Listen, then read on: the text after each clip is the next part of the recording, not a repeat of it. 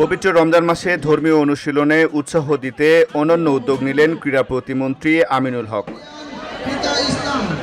5 ওয়াক্ত নামাজ নিয়মিত আদায় করায় প্রায় 317 জন কিশোরের হাতে তুলে দেওয়া হয়েছে সাইকেল। এই ব্যতিক্রমী উদ্যোগে আনন্দে উচ্ছ্বসিত কিশোররা জানায়, এমন প্রণোদনা তাদের ধর্মীয় চর্চায় আরও আগ্রহী করে তুলবে। বসুন্ধরা, উত্তরা, বনশ্রী, কুড়িল ও বাড্ডা সহ রাজধানীর বিভিন্ন স্থানে অভিজাত ও অত্যাধুনিক মানের ফ্ল্যাট কেনার এক নির্ভরযোগ্য প্রতিষ্ঠান প্লেজেন্ট প্রপার্টিজ লিমিটেড। স্থানীয়দের মতে এটি শুধু পুরস্কার নয়, বরং তরুণ প্রজন্মকে সুশৃঙ্খল ও মূল্যবোধ সম্পন্ন জীবনের দিকে এগিয়ে নেওয়ার একটি ইতিবাচক বার্তা। এই আয়োজনকে ঘিরে এলাকা জুড়ে তৈরি হয়েছে উৎসবমুখর পরিবেশ, আর অভিভাবকরাও সন্তানের এমন স্বীকৃতিতে প্রকাশ করেছেন সন্তুষ্টি।